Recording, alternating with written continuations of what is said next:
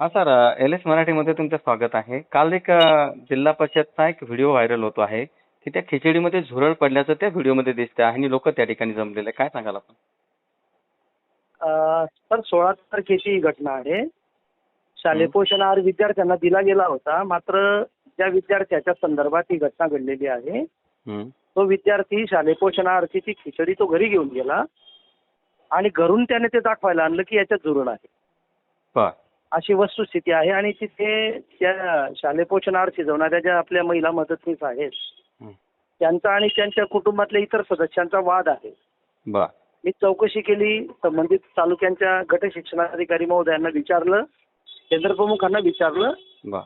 तरीही आपण या घटनेची विस्ताराधिकारी आणि केंद्रप्रमुख यांची 20 सदस्यीय समिती नेमलेली आहे आणि सोमवारी म्हणजे 20 तारखेला चौकशी करण्याबाबतचे आदेश दिलेले आहेत आणि चौकशी अंती दोषी दिसणाऱ्या लोकांवर कारवाई केली जाईल सर. सर, हे त्यांचं जरी अंतर्गत प्रकरण असलं तर ही घटना शाळेमध्ये घडल्याचं सध्या त्या चित्रफितीमध्ये दिसते आहे. मग एकंदरीत असे प्रकरण जर शाळेमध्ये होत असतील तर शाळेची, गावाची आणि विद्यार्थ्याच्या सुरक्षेचा प्रश्न त्या ठिकाणी निर्माण होतोय. काय सांगाल आपण?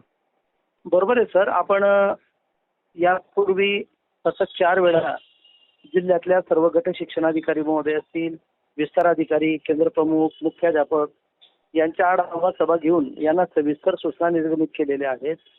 सविस्तर परिपत्रक सुद्धा निर्गमित केलेलं आहे की अशा पद्धतीने विद्यार्थ्याला दिला जाणारा पोषण आहार हा चांगल्या दर्जाचा दिला जावा, त्याची सर्वांगीण काळजी घ्यावी, या प्रकारच्या सूचना आपण यापूर्वी सुद्धा दिलेल्या आहेत.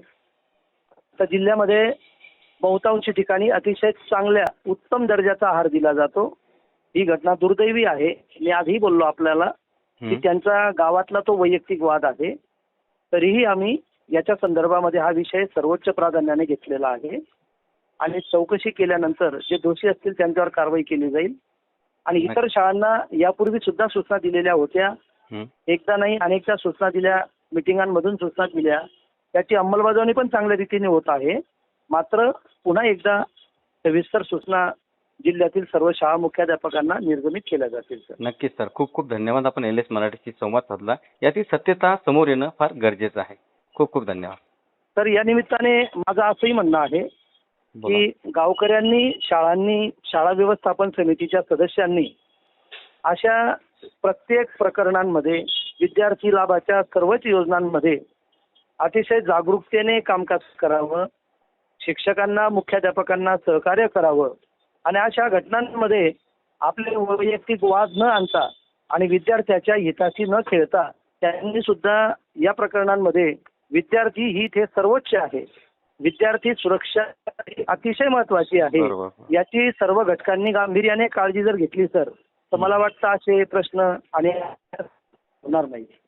बरं, असं नेमकं तुम्हाला असं म्हणायचं आहे की बाबा ह्या ज्या शाळा व्यवस्थापन समिती आहे त्यांचा हस्तक्षेप शाळेमध्ये वाढतो आहे का, असं एकंदरीत आपल्याला दिसत आहे का? नाही, तसं म्हणता येणार नाही सर. शाळा बरं. व्यवस्थापन समित्यांना शासनाने आता नुकतंच केंद्र शासनाने एक महत्वाचं परिपत्रक काढून शाळा व्यवस्थापन समित्यांची हक्क, जबाबदाऱ्या, कर्तव्य या सगळ्या बाबी ठरवून बरं. दिलेल्या आहेत. उलट त्यांच्या सहयोगाने शाळेचा सर्वांगीण विकास व्हायला मदतच होते. बरं. त्याच्यामुळे त्यांचा सहभाग या संदर्भातलं कामकाज अतिशय मोलाचं आहे. आपण या घटनेची निश्चित चौकशी करू सर. बरोबर आहे. आणि कारवाई करू. समन्वय महत्वाचा आहे. दोन्हीचा समन्वय झाला तर अशा घटना जी, आपल्याला टाळते. जी, खूप जी. खूप परत Yes. एकदा सर धन्यवाद. आपण एल एस मराठीशी संवाद साधल्याबद्दल. Thank you thank you. सर.